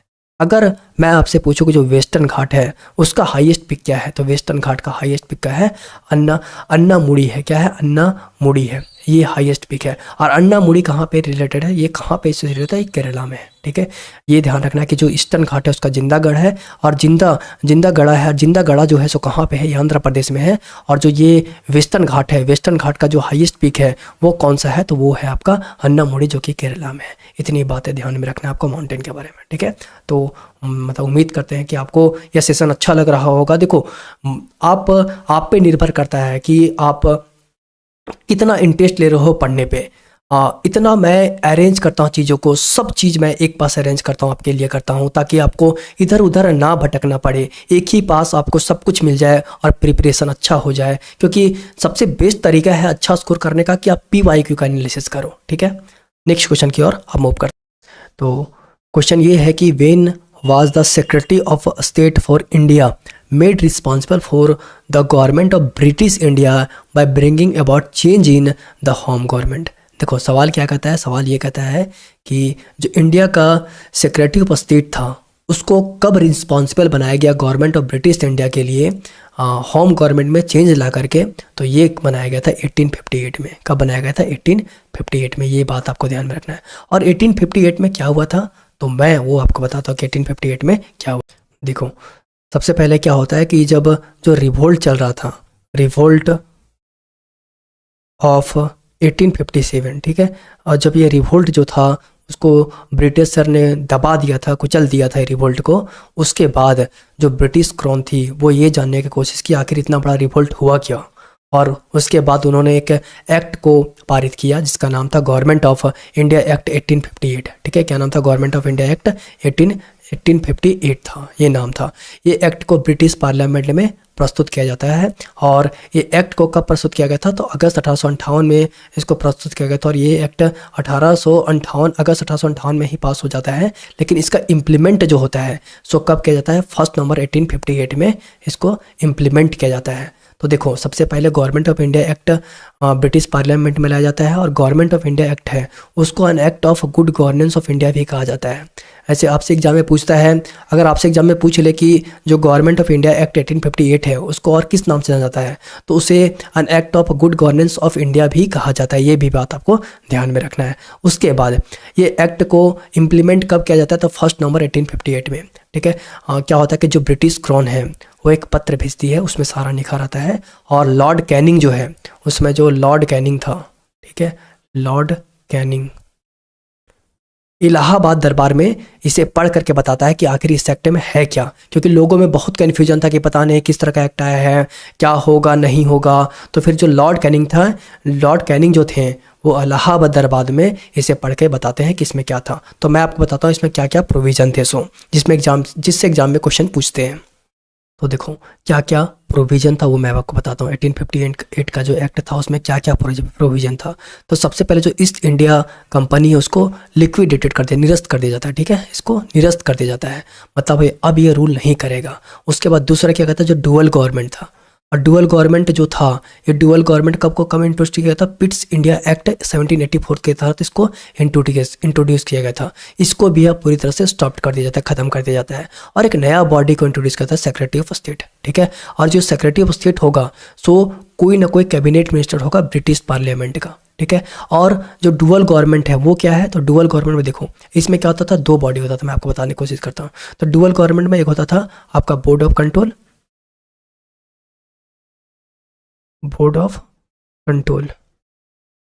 ठीक है, तो जो बोर्ड ऑफ कंट्रोल था उसका क्या काम होता था, बोर्ड ऑफ कंट्रोल का काम होता था कि जितने भी मतलब पॉलिटिकल अफेयर है उसको ठीक करने के लिए, और एक होता था कोर्ट ऑफ डायरेक्टर। इसका क्या काम था, इसका काम था जितने भी तरह का डायरेक्टर, ठीक है, इसका काम क्या था, कोर्ट ऑफ डायरेक्टर का काम था कि जितना भी मतलब कि फाइनेंशियल चीज़ है, कॉमर्शियल जितना भी है, सब ये कोर्ट ऑफ डायरेक्टर करता था। और बोर्ड ऑफ कंट्रोल क्या करता था, ये जितना भी पॉलिटिकल अफेयर आता था वो करता था। इसको मतलब 2 बॉडी में बांट दिया गया था इसको, बोर्ड ऑफ कंट्रोल और कोर्ट ऑफ डायरेक्टर में। ठीक है, उसके बाद सेक्रेटरी ऑफ स्टेट एक नया बॉडी इंट्रोड्यूस किया गया वर्ष से, और यही क्वेश्चन पूछा था कि सेक्रेटरी ऑफ स्टेट जो है सो उसको कब इंट्रोड्यूस किया गया था, तो उसको 1858 में किया गया था। ये भी आपको ध्यान में रखना है। उसके बाद जो पहले सेक्रेटरी ऑफ स्टेट बने थे वो कौन थे, लॉर्ड स्टेनले।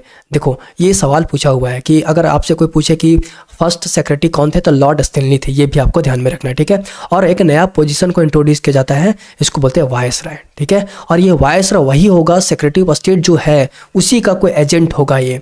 और जो वायसराय है, पहले क्या होता था, गवर्नर जनरल ऑफ इंडिया होता था और वायसराय, दोनों को कंबाइन करके अब सिर्फ एक मतलब कि पोजीशन बना दिया गया वायसराय। और जो पहले वायसराय बने वो कौन थे, लॉर्ड कैनिंग थे, जो पहले भारत के वायसराय बनते हैं। और ये अंतिम गवर्नर जनरल भी रहते हैं, last governor general of India, क्योंकि इसी के बाद लॉर्ड कैनिंग थे। उसी समय क्या होता है कि ये आता है नया एक्ट जो है 1858 आता है, उसी समय ये थे क्या थे, ये थे गवर्नर जनरल ऑफ इंडिया थे। लेकिन जैसे एक्ट आता है तो ये क्या बनता है, वायसराय बन जाते हैं। मतलब ये last governor general of India रहे और फर्स्ट वायसराय रहे। और जो डॉक्ट्राइन ऑफ लैप्स था, जिसको कहा जाता है व्यापकत्व का सिद्धांत, तो फिर हड़प नीति का सिद्धांत, इसको भी बंद कर दिया गया। और जो हड़प नीति का सिद्धांत था उसमें क्या था, जैसे कि मान लीजिए किसी का वारिस नहीं है, ठीक है, कोई राजवंश वारिस नहीं, तो उसको गवर्नमेंट गोद ले लेती थी, अपने शिकंजे में कस लेती थी, उसको उस पर रूल करना चाहती, इसको डॉक्ट्राइन ऑफ लैप्स कहा जाता है। और अब क्या हुआ, जो नया रूल बना है उसमें इसको ख़त्म कर दिया गया। और फिर एक और क्या किया गया कि जो रिलीजियस मैटर पे अफेयर होता है, जैसे सती प्रथा को उठाने का, और ऐसे वीडियो रीमैरिज का फिर से शुरुआत कर दिए, तो ये सब के खिलाफ थे। तो वो बोला कि अब आप लोग का जो रिलीजियस मैटर उसमें हम कोई भी इंटरफेयर नहीं करेंगे। ठीक है, उसके बाद जो कन्वर्जन था, जैसे कि एक धर्म से दूसरा धर्म में जो कन्वर्जन होता था रिलीजन में बाय फोर्सफुली, उसको ख़त्म कर दिया गया। फोर्सफुली अब नहीं हो सकता है ये कन्वर्जन, क्योंकि बहुत मिशनरी लोग आए थे, उसमें बहुत ज़्यादा कन्वर्जन हो रहा था। तो कहीं ना कहीं हिंदुओं के मन में आक्रोश था कि हमें टारगेट कर रहे हैं, मेरा धर्म परिवर्तन करवा रहे हैं। तो कहीं ना कहीं ये सारे आक्रोश के कारण से ही 1857 का जो रिवोल्ट हुआ था वो कहीं ना कहीं हर एक कारण, ये सब भी कारण शामिल थे, ठीक है। उसका डिस्क्रिमिनेशन नहीं होगा, रिक्रूटमेंट ऑफ आर्मी सर्विसेज में कोई भी डिस्क्रिमिनेशन नहीं होगा, ठीक है। और देखो उस समय क्या हुआ था, एक और ये भी समस्या था कि उस समय जो हिंदू धर्म में समुद्र पार करना धर्म भ्रष्ट कहलाता था, कि समुद्र पार नहीं कर सकते थे। और जो ब्रिटिशर लोग थे सो इंडियन आर्मी को क्या करते थे, समुद्र पार करवा देते थे। तो समुद्र पार करवा देते थे, आपको समुद्र पार करना ही पड़ेगा, ठीक है, इंडियन आर्मी को। तो वो सब भी जो था ये भी प्रॉब्लम थे, जिसके कारण से 1857 का रिवोल्ट हुआ था। इसीलिए एक्ट आया था 1858 एक्ट, जो इंडियन एक्ट 1858 आया था सो। और एक बात और ये हमेशा आपको याद रखना कि जो फर्स्ट गवर्नर जनरल थे कौन थे, जो पहले गवर्नर जनरल आपके थे वो हमेशा ध्यान रखना है कि लॉर्ड वारेन हेस्टिंग थे, ये भी ध्यान रखना है। और जो first governor general of India, India के जो पहले गवर्नर जनरल ऑफ इंडिया, यहाँ पे गवर्नर जनरल है और यहाँ पे गवर्नर जनरल ऑफ इंडिया है, तो लॉर्ड विलियम बेंटिक थे। और अगर पूछे, मैं आपसे पूछूं कि first and last Indian governor general of free India, free India के फर्स्ट और लास्ट गवर्नर जनरल कौन थे, मैं फ्री इंडिया कर रहा हूँ, यहाँ पे ये वर्ड पे ध्यान दो कि फ्री इंडिया, तो चक्रवर्ती राजगोपालाचार्य। और चक्रवर्ती राजगोपालाचार्य को सबसे पहले भारत रत्न प्राप्त हुआ था, ठीक है। उसका last governor general of India और viceroy, first viceroy of India कौन थे, लॉर्ड कैनिंग थे। इतनी बातें आपको ध्यान में रखना हमेशा 1858 के बारे में, ठीक है। और देखो आपको मैं पूरा डिटेल से बताने का कोशिश कर रहा हूँ, तो आप कोशिश करो इसको याद करते जाओ या तो फिर लिखते जाओ, या तो आप नोट्स बना लो अपना। अगर नोट्स नहीं बनाते तो इसका स्क्रीनशॉट लेकर रख लो, ताकि आपको रिवाइज करना हो बार बार, तो आप देख सको, ठीक है। लेकिन नोट्स सबसे बेहतर होता है। तो चलिए अब नेक्स्ट क्वेश्चन की ओर मूव करते हैं। तो जो नेक्स्ट सवाल है वो ये है कि announce the bifurcation of British India empire into a secular India and Islamic Pakistan. मतलब कौन से ऐसे जो ब्रिटिश इंडियन एम्पायर के ऐसे रूलर्स वायस रहे थे जो कि ये अनाउंस किए थे bifurcation of British India empire, दो भागों में, सेकुलर इंडिया और इस्लामिक पाकिस्तान में, कौन ऐसे वायस रहे थे जो कि ये किए थे, कौन अनाउंस किए थे। तो इसका सही उत्तर हो जाएगा लॉर्ड लुइस माउंटबेटन, ठीक है। लॉर्ड लुइस माउंटबेटन ने ये अनाउंस कर दिया था कि इंडिया को, जो ब्रिटिश इंडियन एम्पायर है, उसको दो भागों में बांट देंगे, एक सेकुलर इंडिया और एक इस्लामिक पाकिस्तान में, ठीक है। ये इन्होंने किया था। और ये जो भारत है उसका जो last viceroy of British India थे, ये क्या थे, last viceroy of British India थे। ये भी आपको ध्यान में रखना है, ठीक है। Last viceroy of British India कौन थे, लॉर्ड लुइस माउंटबेटन थे। और इन्होंने क्या किया, जो ब्रिटिश इंडियन एम्पायर था उसमें जो ब्रिटिश के अंडर में एम्पायर था उसको दो भागों में बांट दिया था, एक सेकुलर इंडिया जिसको भारत कहते हैं और एक इस्लामिक पाकिस्तान को पाकिस्तान और बांग्लादेश कहते हैं। इसके ये दो भागों में बांट दिए थे, ये भी आपको ध्यान में रखना है। और फिर देखो एग्जाम में वायसराय से हमेशा सवाल पूछेगा, ये भी ध्यान रखना। तो मैं कोशिश करता हूँ कि कुछ वायसराय जो इसमें दिए, जैसे लॉर्ड रिपन हो गया, लॉर्ड डलहौजी हो गया, लॉर्ड कर्जन हो गया, इसके बारे में आपको थोड़ा थोड़ा बताऊँ, ठीक है, ताकि एग्जाम में आपका प्रश्न ना छूटे। तो लॉर्ड रिपन के बारे में क्या क्या ध्यान रखना है। अच्छा, इसके पहले अगर आपको ध्यान होगा, लॉर्ड रिपन से सवाल पूछा था कि जो फर्स्ट कंप्लीट सेंसस जो हुआ था वो किसके समय में हुआ था, तो वो लॉर्ड रिपन के समय में हुआ था। ये क्वेश्चन इसके पहले वाले, मतलब मुझे लगता है कि जो शिफ्ट 2 में हुआ होगा, 14 जुलाई का शिफ्ट 2 में या 1 में होगा, ये क्वेश्चन पूछा था कि फर्स्ट कंप्लीट सेंसस जो है इंडिया का वो कब हुआ था, 1882 में हुआ था। तो किसके समय में हुआ था, ये लॉर्ड रिपन के समय में हुआ था। लेकिन अगर मैं पूछूं कि सबसे पहला जो सेंसस इंडिया में हुआ था वो कब हुआ था, तब वो हुआ था आपका, वो कब, अगर मैं पूछूं कि सबसे पहला जो कंप्लीट सेंसस है इंडिया का वो कब हुआ था, तो आप बता पाओगे वो कब हुआ था।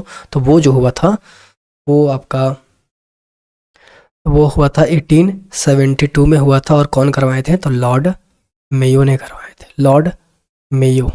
लॉर्ड मेयो ने करवाया था वो जो पहला सेंसस। लेकिन अगर यहाँ में पूछा पहला कंप्लीट सेंसस कब हुआ था, तो वो हुआ था 1882 में हुआ था। और इसको जो करवाए थे वो कौन करवाए थे, लॉर्ड रिपन करवाए थे, ठीक है। और लॉर्ड रिपन जो है उन्हें जो पंचायत और म्यूनसिपलिटीज़ हैं, यानी कि जो लोकल सेल्फ गवर्नमेंट बॉडीज़ है इंडिया में, उसका जनक कहा जाता है, उनका फादर कहा जाता है, क्योंकि सबसे पहले इन्होंने ही एस्टैब्लिश किया था पंचायत और म्यूनसिपैलिटीज़ बोर्ड को सबसे पहले इन्होंने ही क्या किया था, इसको स्टैब्लिश किया था, ये भी आपको ध्यान में रखना है। और इल्बर्ट बिल इनेक्टेड इन 1883 में यही किए थे, ये भी ध्यान रखना है। उसके बाद हंटर कमीशन आपको ध्यान रखना है, और हंटर कमीशन में कितने लोग थे, तो इसमें 8 सदस्य थे, ठीक है, 5 अंग्रेज और 3 भारतीय थे। और वर्नाकुलर प्रेस एक्ट जो है इसको ख़त्म कर दिया गया था, एबॉलिश कर दिया गया था, ठीक है, और आर्म एक्ट, और सबसे पहले फर्स्ट फैक्ट्री एक्ट 1881 भी यही इंट्रोड्यूस किए थे। तो लॉर्ड रिपन के बारे में सिर्फ इतना ही जरूरी है। सबसे पहले इसका कार्यकाल कहाँ से कहाँ तक था, तो 1880 से लेकर के 1884 तक था। 1880 से लेकर के 1884 तक इनका कार्यकाल था। पहला फैक्ट्री एक्ट आया था, वर्नाकुलर प्रेस एक्ट को इन्होंने क्या किया था, समाप्त कर दिया था, हंटर कमीशन का गठन किया था। उसके बाद इल्बर्ट बिल इनेक्ट किया था, इल्बर्ट बिल इलेक्ट किया था, ये सब बात आपको ध्यान में रखना है, ठीक है। उसके बाद एस्टैब्लिश्ड किए थे, पंचायती और म्यूनसिपैलिटीज बोर्ड को एस्टैब्लिशमेंट किए थे, और इसको इन्हें फादर कहा जाता है लोकल सेल्फ गवर्नमेंट बॉडी को। और पहला कंप्लीट सेंसस इन्हीं के समय में हुआ था 1882 में। इतनी बातों को आपको ध्यान में रखना है, ठीक है। तो मैंने आपको लॉर्ड रिपन के बारे में सारी बातें बता दिया, और जो इंपॉर्टेंट है इतना आप ध्यान में रखो, ठीक है, कि वर्नाकुलर प्रेस एक्ट कौन बंद किया था, फैक्ट्री एक्ट, फिर आपको फादर कहा जाता है पंचायती राज के, लोकल सेल्फ गवर्नमेंट बॉडी का फादर कहा जाता है। सबसे पहले इन्होंने लॉर्ड रिपन ने क्या करवाया था। जब भी लॉर्ड रिपन आए तो इतनी बातों को अपने दिमाग में आप घुमा लो। इससे क्या होगा, इससे लॉर्ड रिपन जहाँ भी आपका है इतनी बातों को आपको दिमाग में अपने आप स्मरण कर लेना है, फिर से एक बार रिवीजन कर लेना है, आप देखना कितना अच्छा लगेगा आपको। उसके बाद लॉर्ड डलहौजी के बारे में आपको बता दो, ठीक है, क्या क्या आपको कौन कौन सी बातें लॉर्ड डलहौजी के बारे में आपको ध्यान में रखनी है, वो सारी बातें मैं आपको बताता हूँ।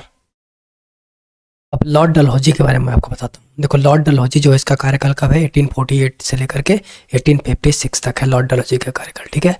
इनका एक और जो रियल नेम है, जिनका ओरिजिनल नेम है, सो जेम्स एंड्रयू रामसे, ठीक है, ये इनका नाम है, ओरिजिनल नाम, ये एग्जाम में पूछा हुआ है। और जो सेकेंड एंग्लो सिख वार हुआ था, सो इन्हीं के समय में हुआ था 1849 में। इसमें ब्रिटिश एम्पायर जीत जाता है और क्या करता है, पंजाब को एनेक्स्ट कर लेता है, मतलब कब्जा कर लेता है पंजाब पे, ठीक है। और इतनी बात आपको ध्यान में रखना है। उसके बाद मैं आपको सिर्फ इंपॉर्टेंट बताता हूँ इसमें, ठीक है। तो ये डॉक्ट्राइन ऑफ लैप्स है, यही इंट्रोड्यूस किए थे। व्यापकत का सिद्धांत, हड़प नीति का सिद्धांत, यही इंट्रोड्यूस किए थे, जिनको गवर्नमेंट ऑफ इंडिया एक्ट 1858 में इसको ख़त्म कर दिया जाता है, एबॉलिश किया जाता है। और सबसे पहला जो रेलवे लाइन है 1853 में यही शुरू किए थे, मुंबई से थाने, जो कि 34 किलोमीटर था। और इसीलिए इनको फादर ऑफ इंडियन रेलवे भी कहा जाता है। किनको, लॉर्ड डलहौजी को कहा जाता है। और सबसे पहला telegraph line between Calcutta and Agra यही शुरू किए थे। कब किए थे, 1853 में किए थे, ये भी ध्यान रखना है। पोस्टल सर्विस और PWD डिपार्टमेंट यही बनाए थे। और क्या कहते हैं, जो पेंशन था और विडो रीमैरेज एक्ट, ये बहुत इंपॉर्टेंट है। विडो रीमैरेज बिल जो है नवंबर 1855 में ये इंट्रोड्यूस किए थे, ये भी ध्यान रखना। और जो फीमेल पेंटिसाइड थे, जैसे कि भ्रूण हत्या जो कर दिया जाता था महिलाओं का, जिससे कोई महिलाएं, छोटी जो लड़की है, छोटी बच्ची है, उन्हें मार दिया जाता था, उसको भी, उस पर भी ये रोक लगा दी है, ठीक है। तो इतनी इंपॉर्टेंट बातें आपको ध्यान रखना है। क्या क्या ध्यान रखना है, इसका ओरिजिनल इनका क्या नाम था, तो original name James Andrew Ramsay नाम था। सेकेंड एंग्लो सिख वार होता है, ये ध्यान रखना है। डॉक्ट्रिनल लैब्स इन्होंने ही शुरू किया था। First railway line in 1853 Mumbai to Thane, उसके बाद टेलीग्राफ लाइन, पोस्टल सर्विसेज, उसके बाद widow remarriage act, female infanticide. ये बोलो आप, जैसे कि लॉर्ड डलहौजी पढ़ रहे हैं तो लॉर्ड डलहौजी में आपको इस तरह सीक्वेंस से बोलना है कि 1848 से लेकर के 1856 तक रहे थे।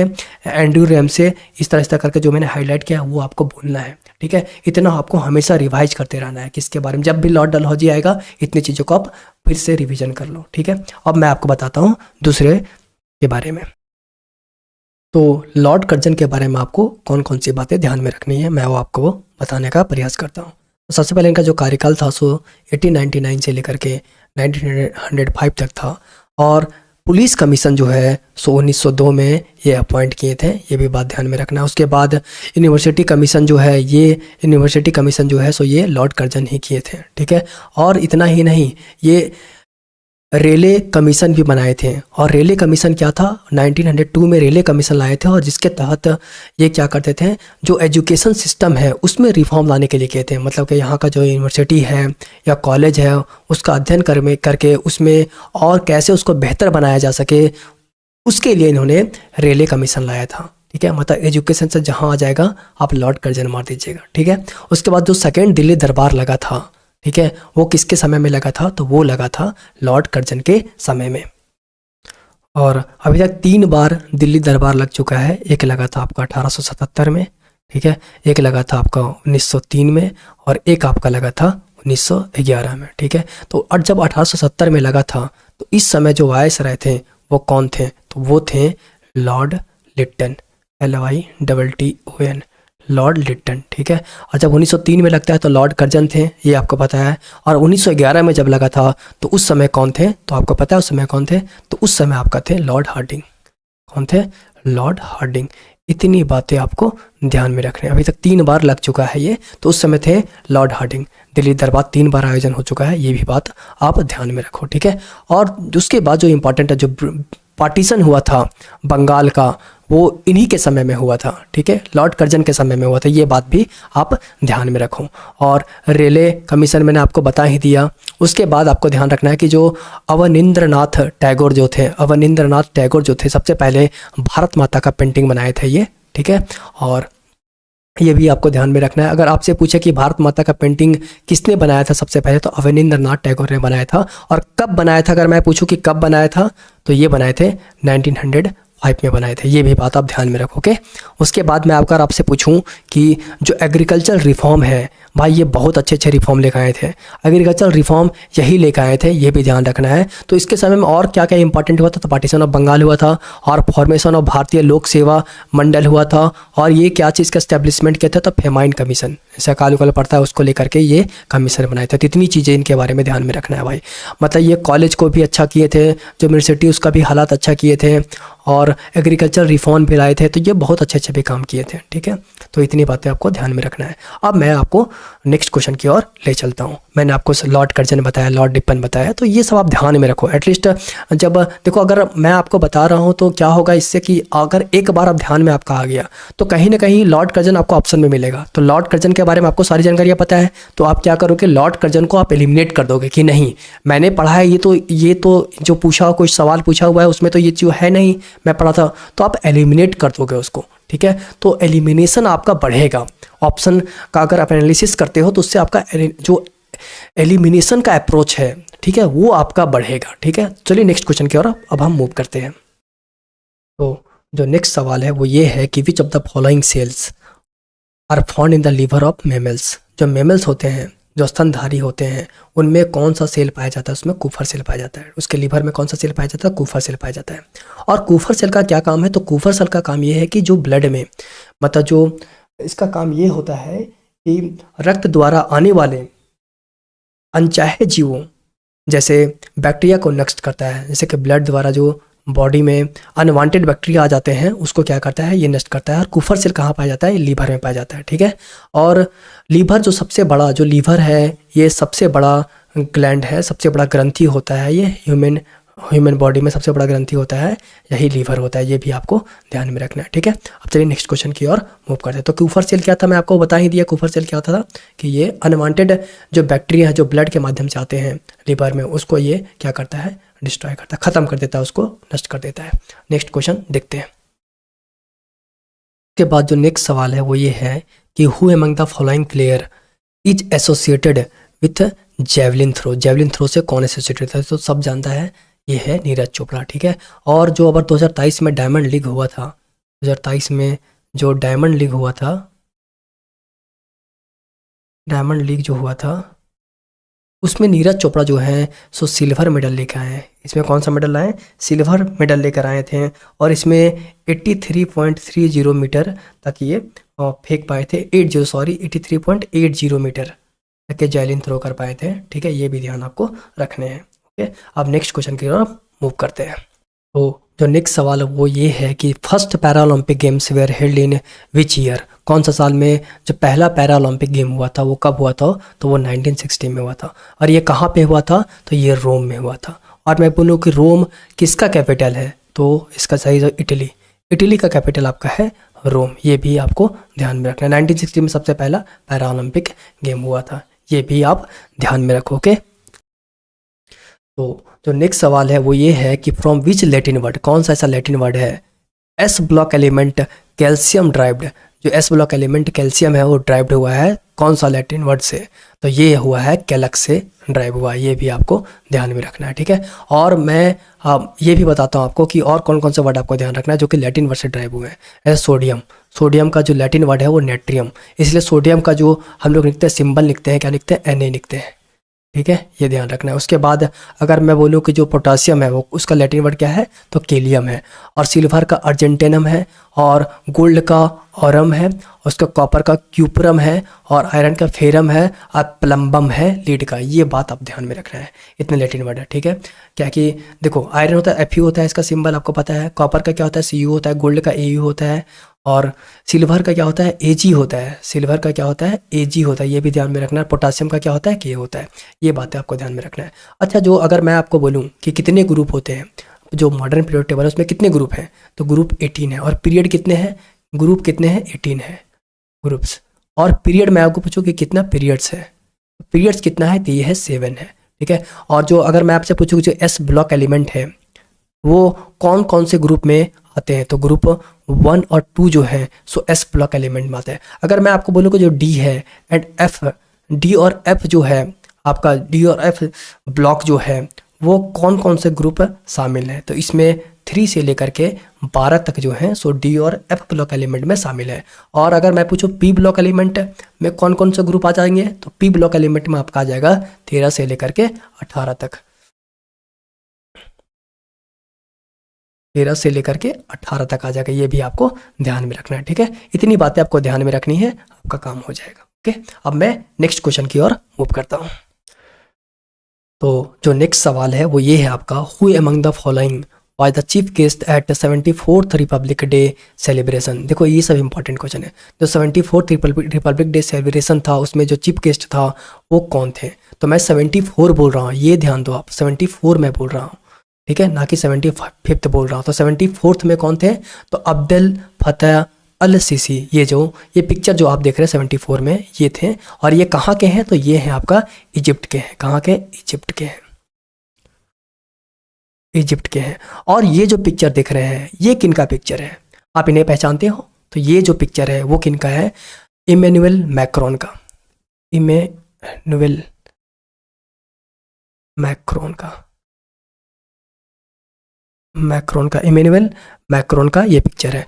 और जो इमैनुअल मैक्रोन है, वो जो इमैनुअल मैक्रोन है, ये जो 75th रिपब्लिक डे हुआ था उसमें ये मुख्य अतिथि के बन के आए थे। और ये कहाँ के हैं, तो ये आपका फ्रांस के हैं, ये भी आप ध्यान में रखोगे, इतनी बातें आपको ध्यान में रखना है। अब चलिए नेक्स्ट क्वेश्चन की ओर हम मूव करते हैं। तो जो सवाल है कि who is the first law officer of India, मतलब जो पहले लॉ ऑफिसर है इंडिया के वो कौन होते हैं, तो वो होते हैं अटॉर्नी जनरल ऑफ इंडिया। कौन होते हैं, अटॉर्नी जनरल ऑफ इंडिया। और जो present attorney general of India हमारे हैं वो कौन है, आर वेंकट रमनी। ये जो है आर वेंकट रमनी, ये present attorney general of India है।